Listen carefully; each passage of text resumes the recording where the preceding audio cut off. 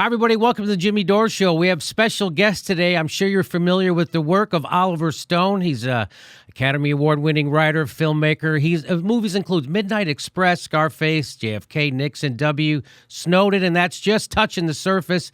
He recently did an interview series with Vladimir Putin that aired on Showtime, and we're really pleased to have him today. Welcome, Oliver Stone. Thanks so much for being here.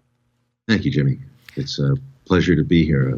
I admired you quite a lot recently for the things you've said, and outspoken in the way you speak. Very much a character from Frank Capra movies. Well, it's very sweet of you to say that. I'm very flattered. I really appreciate it. You know, I'm just a dumb nightclub comedian who kind of sees through this propaganda, and I'm here to tell people about it. And I wanted to ask you, the Democrats joined Trump recently in adding $80 billion to our Pentagon budget. They joined the Republicans in deregulating Wall Street again just now. They just did that. Chuck Schumer made that happen. And now, which means that a crash will probably happen again even sooner. Now, do you blame Susan Sarandon? And what's a voter supposed to do? No, Susan Sarandon has been very good on this issue. She sees through it. I like what she's been saying. To the contrary, you have to find some heroes in this thing. You can prognosticate a crash. I mean, I don't believe one is around the corner, but they certainly could happen. I do believe there are regulations in place. Things have changed since 2008. Whether they've changed enough, who knows? You're going to find it. I'm a little bit more modest on that because my father was in Wall Street for most of his life, you see. So I'm hopeful that we can survive it. But where do we put our money? Where does the government money go to? It goes out to bailing the big banks out. Yes, it did. But it also goes to the Pentagon. The Pentagon is a villain here, and it's a big villain. And I've always said we have two countries in my mind. One is America, the country we grew up in, and the other one's the Pentagon. The government and the Pentagon. They don't seem to work. They seem to work together, but they're uneasy in an uneasy alliance. Let me ask what are people supposed to do?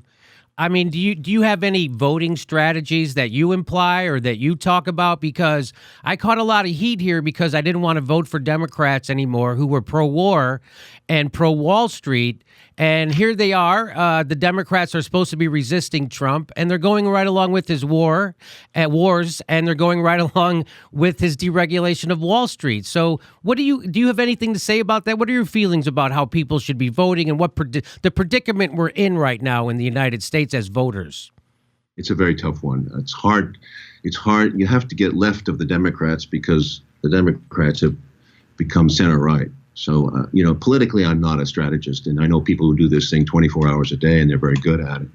I voted, I've said it publicly already, I voted for Jill Stein. I just couldn't bring myself to vote for Clinton.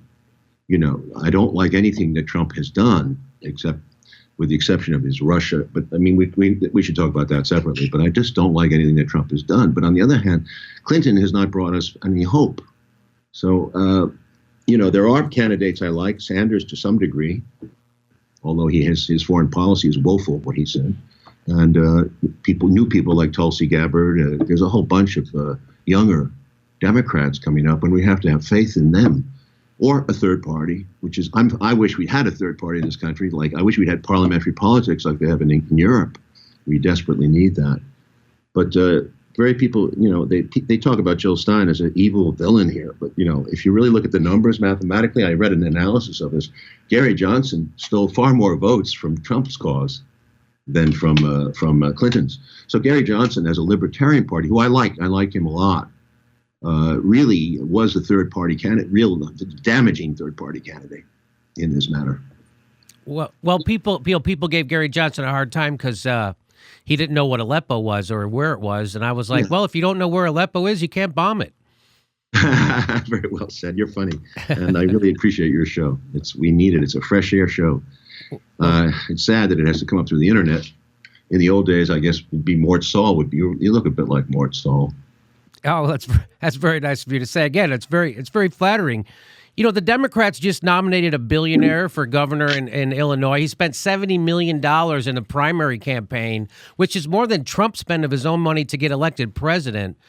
What is is that to me that's a bad omen for not only our democracy but for the Democratic Party for sure. What does that say to you?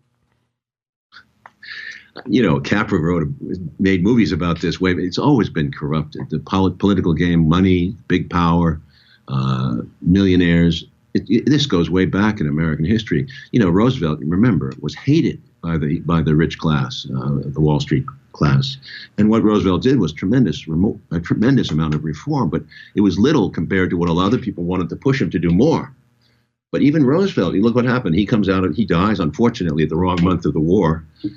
He allows Truman into the vice presidency, and Truman becomes president. And then from that moment on, the Democrats have basically, except for John F. Kennedy, have marched increasingly to the right. And Truman bombed near Hiroshima and Nagasaki and set a precedent that it cannot be undone.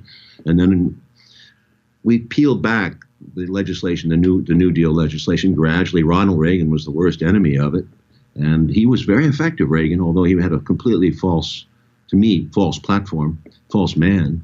But he did a hell of a job, and America has not been the same since 1980. We covered this, by the way. You didn't mention it, but I just would like to mention that we did. My Professor Kuznick and I did a series for television called "The Untold History Correct. of the United States." It was 12 hours long. It was on Showtime, and it was really a lot of work.